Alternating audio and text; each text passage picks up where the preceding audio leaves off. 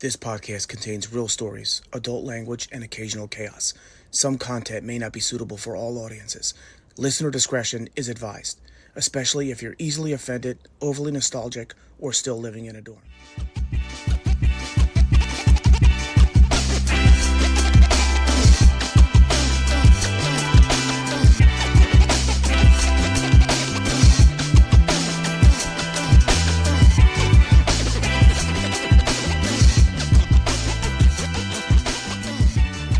Welcome to another episode of the Dorm Disorder Podcast. Before we get started, let's not forget, subscribe, like, follow, share this out to your family and your friends. Anybody that you know that went to a boarding school.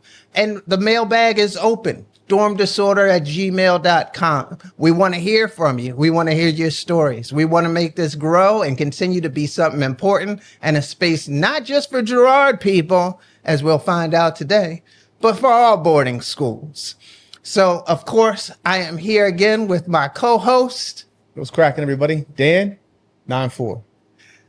And we have a very special guest, our very own melanated Milt, Alexandra Cruz, director of the GCAA, is here to join us to not only talk about the GCAA and Girard stuff, but what we really want to get into is what these Milts, the kids of Milton Hershey, have going on. Welcome today, Alex. Thank you so much for joining us. Thanks for having me. Thank you. I feel like I need to say class of 2007. Well, you know, it's okay to be young. That's good. We need some youth on this show. We already know we're ancient. Yep. Old as hell. So if you were a Girardian, we would ask you this question, but you're a Milt, and we're going to ask you the same question. How is it that you ended up at boarding school?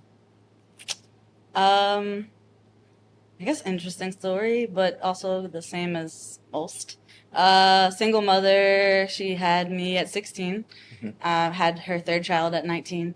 So we were pretty poor, very much displaced, often homeless, lived in a shelter for a little bit of time, and most of our lives moved and bounced around with family members and sometimes split between family members because I couldn't take all of us. But my mom was working a job fair, and a very, very old man had a table for Milton Hershey School. And it turned out he was just an alum from like 80 years ago, like just honestly super old man.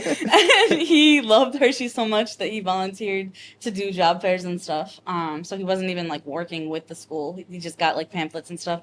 And my mom saw it while she was walking around at the job fair, brought us these like pamphlets. And if you know anything about Hershey, you know everything there is like big and rich and expensive. And so we saw these and we're like, yeah, I wanna go there. That's a building made of marble. Like, right. That's cool. So yeah, I want to say, I think I was 8 or 9 when we applied. But then there was a freeze on enrollment for like a year. Okay. Because they were busy building new houses because the enrollment was just growing too fast. Okay. So I started in 6th grade when I was 11, and my siblings started when they were 8 in the 3rd grade. Okay. How many total siblings you have that went to Hershey and not went to Hershey? So 3 of us went to Hershey, 2 graduated, and 1 dropped out. Okay. It's not bad. It's still bad in 66. Right. It's not too bad. Building houses. She was building houses. Building houses, yes. Houses. So, you know, that's actually a perfect segue. We have our Hogwarts houses, Allen, Bordeaux, Merchant, Mariner, Banker, and what I just learned is called the Hum. You had way more Hogwarty houses. Not necessarily names, but, you know, we'll get into Slave Brook. But go ahead and tell us about how your residential life was structured. Okay. Well, first of all, our houses did have names, every single house. Oh, yeah. All right. And they were labeled, so, you know. But you're not wearing that T-shirt. You're just a milkman. Okay. But yeah, our living situation, so it actually changed while I was there. And I think it might be a little bit different now. But when I first started, the houses were mixed ages. So Milton Hershey starts in pre-K. And so pre-K to 12, some of the houses were like kindergarten to fifth grade. Some were 6 to 12. Some were K to 8. So when me and my sibling first started, we went to a K to 8 house. Okay. And I think they tried to keep the pre-K and kindergartners separate for the most part. It's not like a class of 50 of pre-K. You know, it's probably like 10 to 12 kids. It might be more now, but they tried to keep them in houses with smaller numbers, so like 6 to 8 children in the house. Whereas with us, it was anywhere from 12 to 13. And we had one roommate, except for one room of 3 people. Yeah, we had one roommate. One. Mm-hmm. Sixth grade, 11 years old. One. I had 30 roommates at 11. So, yeah, all the houses were set up differently depending on what decade they were built in. So some of the homes had full-size gym, like basketball courts in them. Yeah. Just say that one more time. I don't think that even sunk in right. You had what? Yeah, some had full-size like basketball courts inside of them. Like one floor was the basketball court. Wow. One floor was One floor. Yeah. So I didn't ever live in like one of the basketball court homes, but yeah, depending on the era they were built, was kind of how they differentiated them. So like the 2000s homes were all one floor. But the older homes tended to be multiple floors. Okay. With like the shower room and the mud room downstairs and multiple living rooms. Yeah, go ahead and ask, Dan. Go ahead and ask. Yeah, What, she meant the shower room, so shower go room? ahead. Listen. This has been going on all season. So I guess I'll ask, like, was it group showers or was it a little more private than that? It was definitely not as traumatizing as your experience.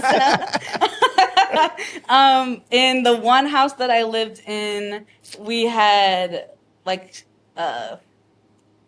one shower space, but it was separated by stalls, and we had curtains on every stall, so like privacy. But then in the 2000s homes, they all there were multiple bathrooms.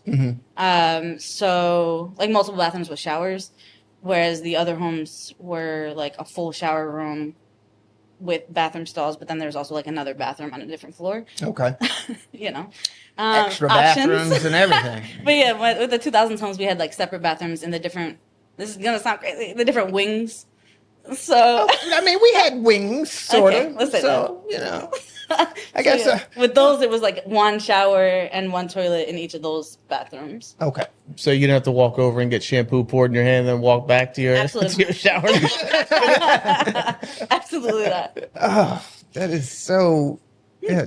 So I should mention early on, I applied to Hershey and I was rejected. And when we prepped for this, I felt terrible for being rejected from Hershey now.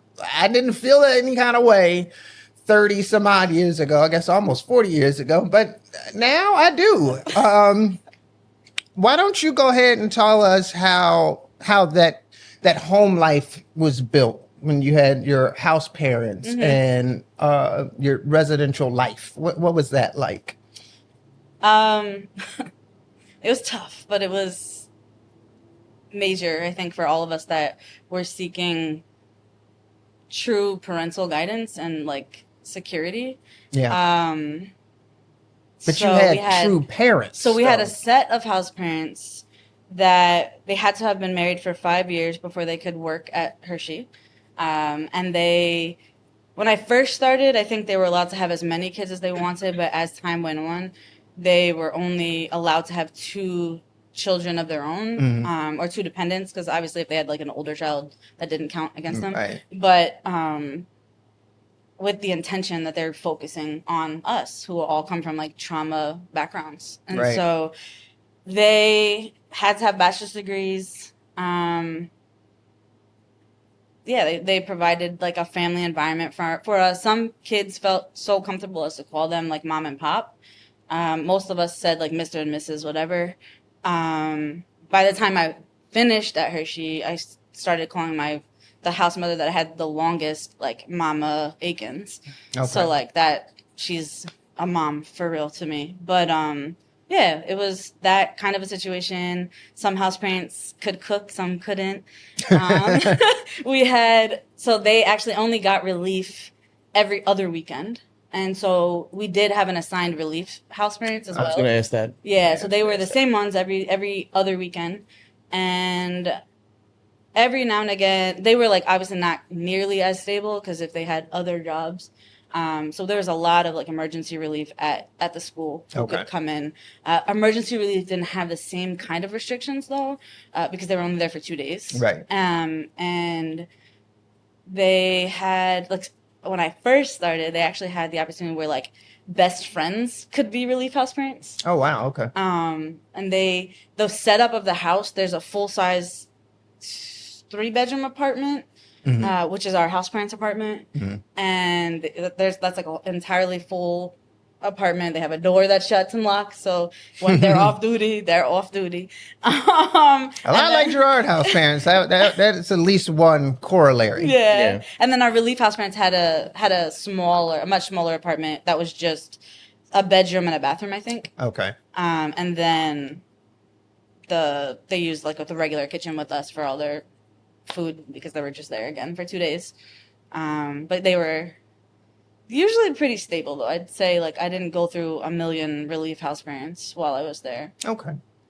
So, but you kind of touched on this. Some house parents could cook and some couldn't. Why was that important? Yes. So, honestly,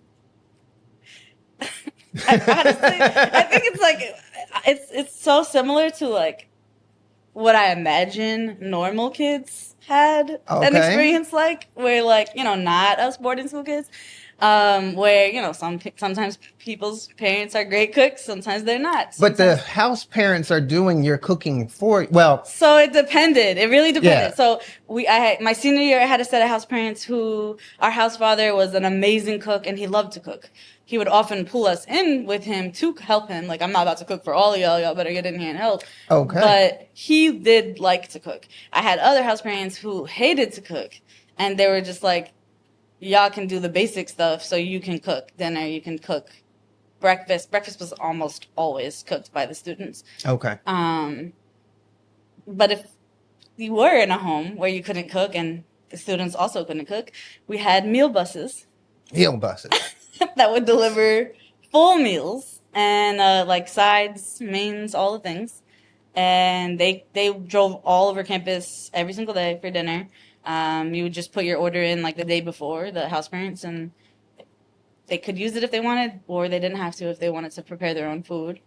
And the meal bus also dropped off like other types of food, like like breakfast foods or whatever it was. But yeah, predominantly like they do like pretty major meals. I had a few times one of my house moms who was a really good cook would order, it's going to be a crazy day tomorrow, all the sports or whatever, so we're going to order from the meal bus, where she'd like look at it and be like, absolutely not, we're not eating that, and just like toss it in the trash and figure it out. Wow. So Was it like heat and eat? Like you would just heat it up, or it came hot. It came in like these huge silver sternal containers that like literally they would just, and those silver things were inside these big brown boxes that had handles on them, like plastic ones, and they would just like drop it in the mudroom. So, as being in the Army, I've seen a lot of that. That's actually how we used to get our food delivered to us, but I have a feeling that the taste of the Army food was not nearly as good as you all's. I imagine you're correct. I think we were lucky to have really good food. And I mean, I think no matter who you would talk to about this, everyone's going to have their own opinions about it, obviously. But I would say 9 times out of 10, the meals that I ate were really good. I enjoyed them. I come from like a Latin background, so I'm used to eating very good food. Right. And so, I mean, obviously, it was a bit of a curve when I first started there because not every house parent is a food seasoner. Right. But I had house parents who were like, I had house parents from Trinidad and Tobago who had to cut down their seasoning for some of our students. So it was really just depended on who you had, really. Right. Really. So, all right. So we get into the food.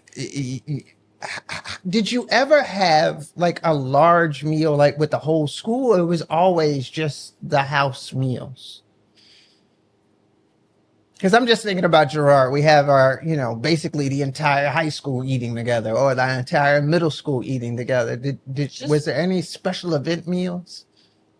Lunch? Yeah, I was gonna say lunch would have to be like during school time. Kinda, You'd have though. to, but it would be different periods, right? Yeah, kind of like public school, where they have select times where they go to eat for their lunch. Kind of. All of our facilities are also like significantly larger, Mhm. and then we're spread out over like a pretty huge campus. So like Yeah. the elementary school is completely different area than like the middle school was, and separate area from even where the high school was. So Okay. we would eat in kind of the grade levels or whatever it was. But yeah, our cafeteria was massive, and it was.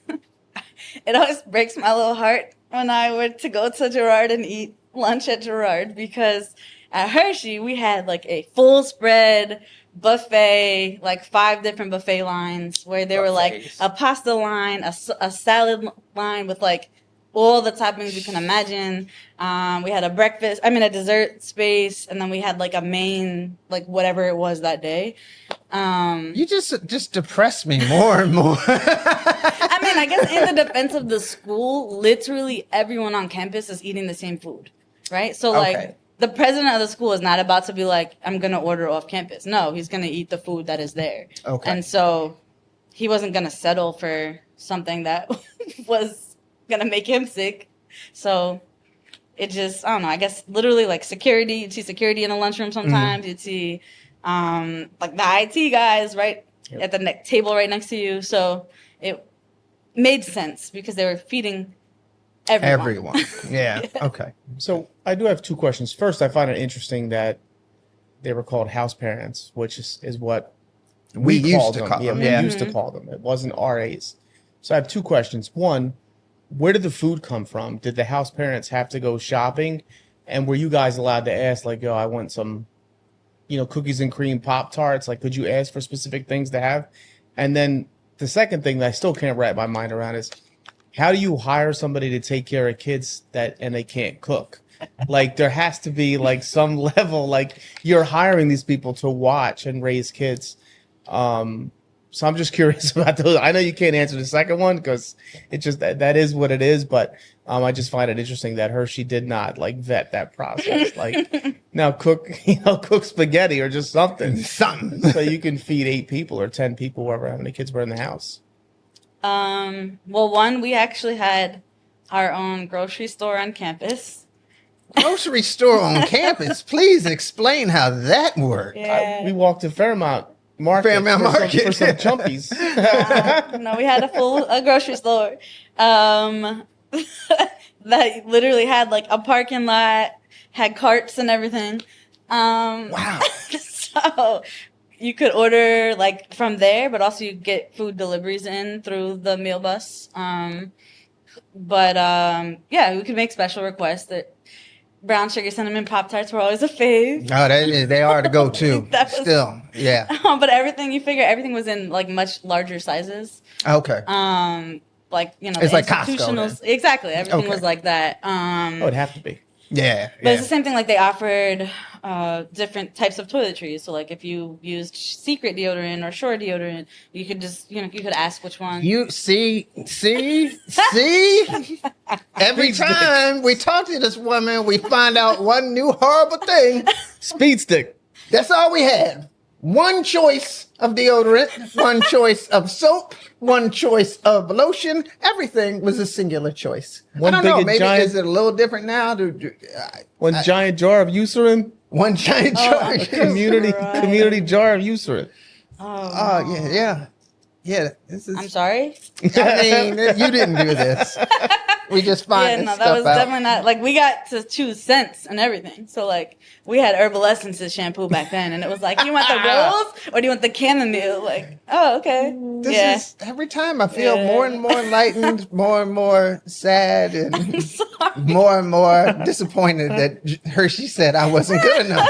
Did they give you a reason in the rejection letter? No, no reason. I don't know that they legally can. Yeah, they're right? just like, your child was not accepted. Now, I ain't gonna lie, and we can talk about this. I thought that was a good thing for me because I was like, oh, now, see, I want to go home every weekend. I want to go home. But you all had plenty of activities to do. Definitely. Go ahead, talk about some of that. Make me feel a little bit worse. I feel like every time I talk to a Gerardian about Hershey, if it's a little bit of bragging, but like even if I'm not trying to brag, so Brag away, please. But I'm about to.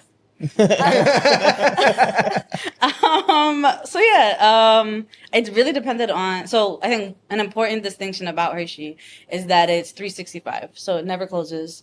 Right. Because the assumption is that there's a good amount of the population that has nowhere else to go. Like there are plenty of kids that are like wards of the state or foster youth, and so there was nowhere else for them aside from Hershey. Some of them, like their sponsors, are literally like judges. So Okay. the judge is not about to show up at the door and come pick you up. Right. So they make sure that like the year-round experience there is something enjoyable. And so it really kind of just depended. But like when I was there, you were only allowed to go home for the breaks, which included the Thanksgiving break, the Christmas break, Easter break, and summer. And summer changed a lot. So like my first year there, summer was 12 weeks, and then it went to 10 weeks, and then it went to 8 weeks. So I think they now have either 6 or 8 week summers. Okay. But on the weekends that we had to stay there, there's so much to do. Like we'd take trips to the mall, we'd take trips to the movies, bowling, skating. They have an outdoor pool with, I think it's like 3 pools. So they have like a diving pool, a smaller like kiddie pool, Oh, wow. and like a pool that has water slides. So I imagine that they get to use that. That was built my senior year, so we were the Okay. first people to use it. But it was like the week of graduation. They're like, "Oh, we're doing a senior dip." It wasn't even hot enough yet for us to be in that water, but You still got a little they run wanted to in make it. sure that we, Yeah. A parting shot. You Exactly. know, you won't get this, but give it a shot. Right. Test drive it. Right. So like that was something that we would do. We also had like our facilities were pretty massive, so we'd have something we called rec on the weekends. I can't imagine they allow the same things to happen now that they did then, but we had like the big gym that was always open, and you'd see people like playing basketball or volleyball or double dutch. And then you walk down the hallway, and we had like a dance room is what it was called, but really it was a like club. it was a club.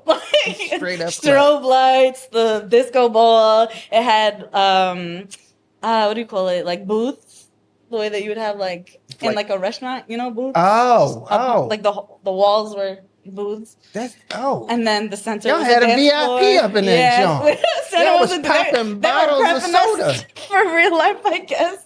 Goodness. But Wow. we would play music in there. We were teens, so you already know. Enjoyed ourselves, which is why I can't imagine they still use it. And then just like other areas in that space, like the drama rooms were open. You'd be on stage doing stuff. Yeah, so we had a lot. We had a lot to do. In the summer, that was really where it was at. Like, Right. my mom and I used to fight relentlessly because she would be like, "Could you just come home for 1 week this summer?" And I'm like, "Ma'am, I'm riding horses. What do you mean? Come home to do what? To go to the swimming? No, I want to ride horses. I'm over here doing crime scene investigations, like picking maggots off of a dead deer, discovering when this deer died. Like, this is what I want to do, Mom. I'm not coming home." So a lot of my summers I stayed at Hershey, and they had, I want to say, probably like 50 camps every week. Wow. Just to divide us all up. Yeah. But different focuses. Like, I did do a crime scene investigations one. We had one called Serendipity, and it was just like we did a different thing every day. Serendipity, baby. So yes, we did something very different every day. Yeah, there was just a lot of opportunities. They definitely wanted. I think the intention was to expose us to as much as they could. understanding that we all come from these places where most of these things were foreign to us. And so, like, I'm originally from Lancaster, PA, so I've seen horses. You see a lot of horses out there. Not in the city, don't do that. But like my grandmother would drive us out to like the farms to go see horses and stuff like that. But like to be able to work on a horse and learn how to like cut their nails and groom them and unfortunately clean up after them, that was like really big and major for like responsibility for us. And the thing about Hershey is they laid responsibility on us really heavy. Like we did a lot of earning. Yeah. So you were telling us about like you all had like assigned chores in the house, outside the house. Talk about that for us. Oh, and this, I think this is a perfect time to talk about how you got into Slave Brook and did more work. So tell us what Slave Brook is and how that ties into this chores thing. I'm crying. Now, if my old house mother watches this, she's gonna be like, Alexandra, like, but I, as well behaved of a child as I was, I got kicked out of my first student home, which was the home that I lived in with my sibling. Okay. So I just, because I don't know if we discussed this, and it just as you were talking, I just thought about it. You know, we were separated from the girls at night. Mm-hmm. When you're in a house, is it all girls, or do you have like brothers and sisters? That's actually a really important question, because at Hershey, when I first started, there were 2 houses still that were co-ed. Oh, wow. Okay. And they were there initially because of exactly that, like a brother and sister starting at Hershey together, wanting them to be in the same house. Okay.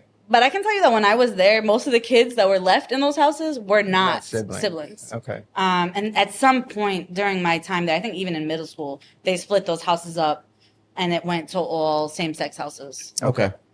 So I'm like 99% sure they're all same-sex now. Okay. Sorry to interrupt. I just wanted to ask that question. No, it's fine. Because, get that in. Yeah. Sometimes it pops in. You don't want to forget that for later. So back up to Slave Brook. I will say we weren't separated far, though. Some houses were like right next to each other. Oh, Allen and Bordeaux right next to each other. Merchant and Mariner. When the girls finally took over Merchant. See, this is not my experience at Girard, so. Oh yeah, so they're very separated. Yeah. So. High school was Bordeaux and Allen. All the high school kids, all the girls were in Allen, all the boys were in Bordeaux. Okay. And the beauty of having like your window face the girls' windows was that's Those where you wanted to be. In the cut, those buildings. It wasn't really it was so active back in the 90s. Like it was not cutty as it seems today. Okay. I promise you now, if you see anybody going that way, people are like, what are they doing? Where?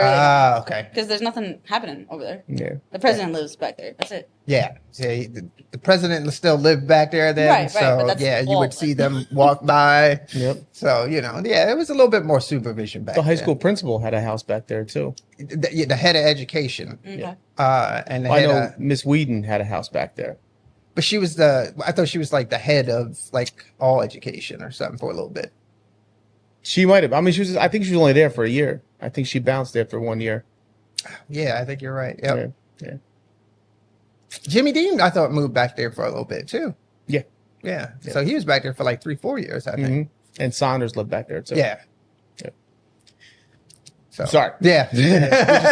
we just went a little rabbit hole. No, you're good, but I actually forget the question. Slave Brook. How you got there, why it's named that, and your chores. Oh my goodness. So the name of the I put you on the spot, I know. As a very calculated child, intelligent beyond my years. Mm-hmm.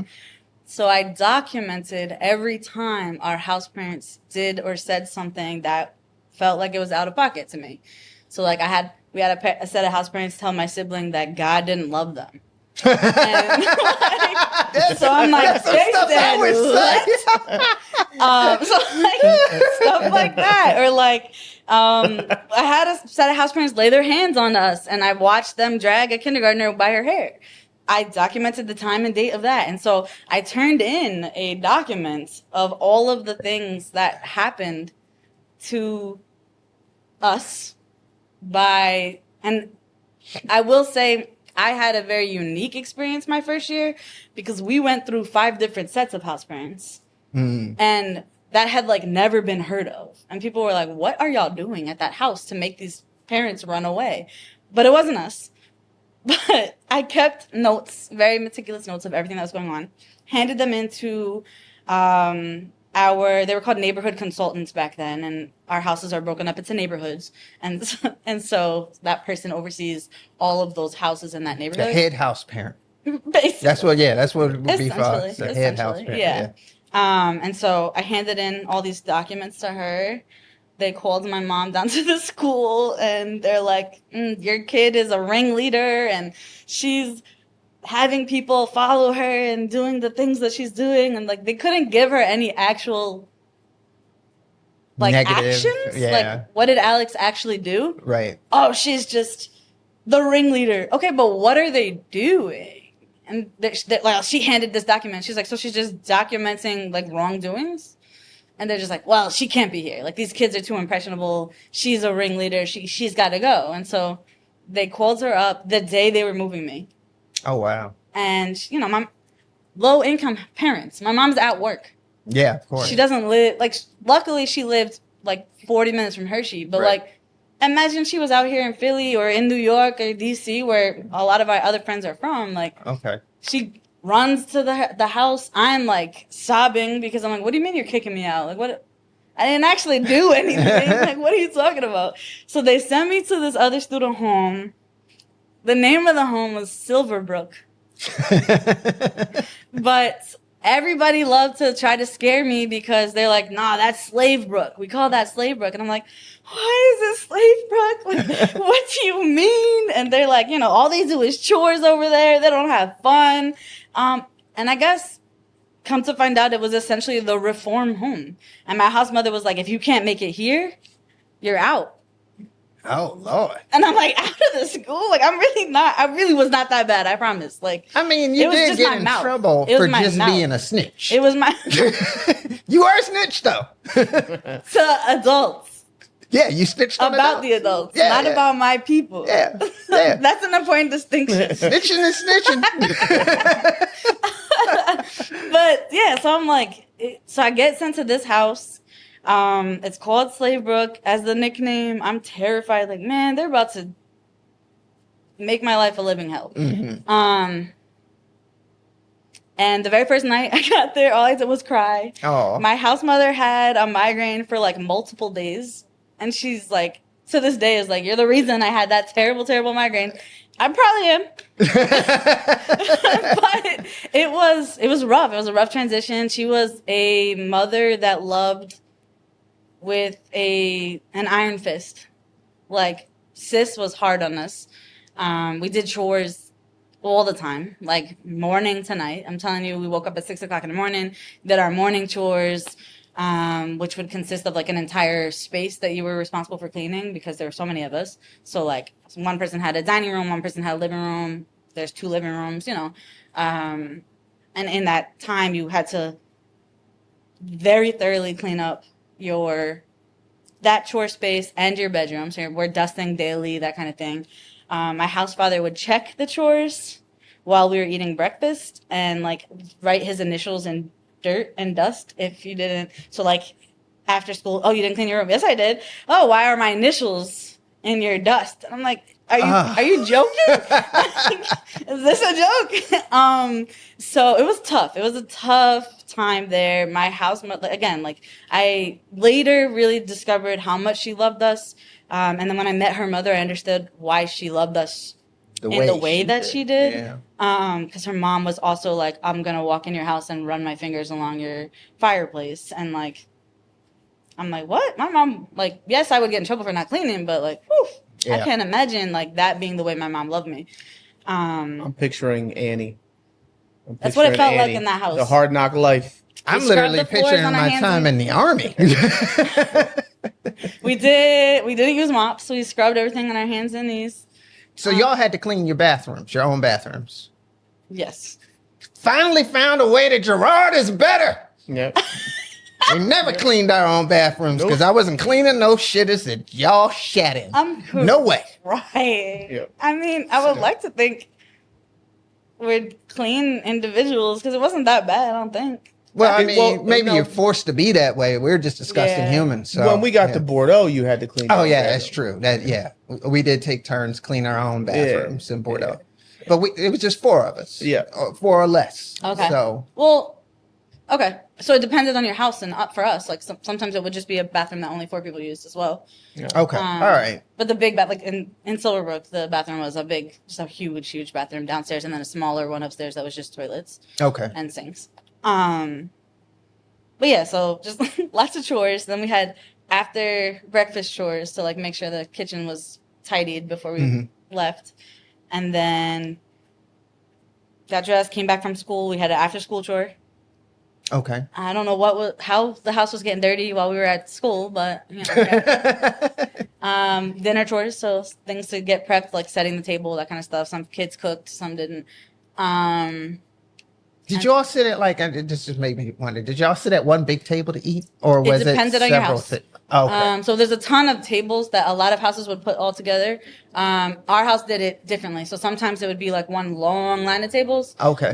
Sometimes it would be 6 separate tables. So Okay. it's really just depending on what she wanted it to look like that day. Okay. But we got the experience of like family dining for Okay. real.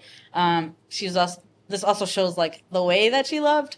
I didn't grow up with a kitchen table necessarily, so I didn't right. have like table manners. So I remember instances where like I would be like full on like eating like this, and I would just get like a slap on the arm, and I'm like, oh, okay, Elbows down. Guess my elbow doesn't go there. Yeah. So like I remember those types of situations. But yeah, again, like everybody had a very different experience depending on who their house parents were. And again, like mine, I really found out how much she loved us when I like took a step back. And like when big things happened, like when my grandmother died, Yeah. my house mother was there for me, and my mom was like calling my mom to be like, hey, how are you feeling? Are you okay? Like, do you need That's support? wild. That's good. And it's just stuff that you don't see in the moment, maybe. Yeah. That like when you take a step back, like I eventually transferred out of that house. Because again, it was a lot. It was a lot of cleaning. I didn't feel very happy. I felt like I was always out of the house because I just couldn't be there. Mm-hmm. And then we had, when you're in an unhappy situation, it will breed unhappiness. So then some of the kids in the house were just like mean to each other in a pretty regular basis. Oh, of course, yeah. And it was just like, what the heck? Like, what is wrong with y'all? Like, I genuinely love you guys, and I'll fight with you like a sibling, but like y'all are just cruel sometimes. Yeah. And it was just like, I don't want to be around that. Like, move me somewhere different.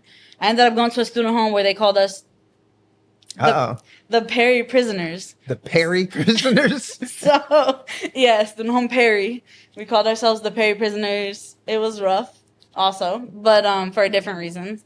But yeah, I think it's very interesting to hear different students' experiences because everyone's are so different. Like some had house parents who, like I said, they called them mom and pop, and they genuinely loved on each other the way that mom and dad would love their own kids. I've never got to a point. I've respected and loved a lot of house parents, but I was not calling anybody mom or dad. Mom or dad, yeah. It just wasn't that Pig type of Buck, experience. Papa Dan, Papa Dan, Papa Dan. Yo, man. Papa Dan, wake up, man. That wasn't going to happen. No way. This concludes part 1 of this episode. Please stay tuned next week for the That conclusion. even sunk in right. So, yeah,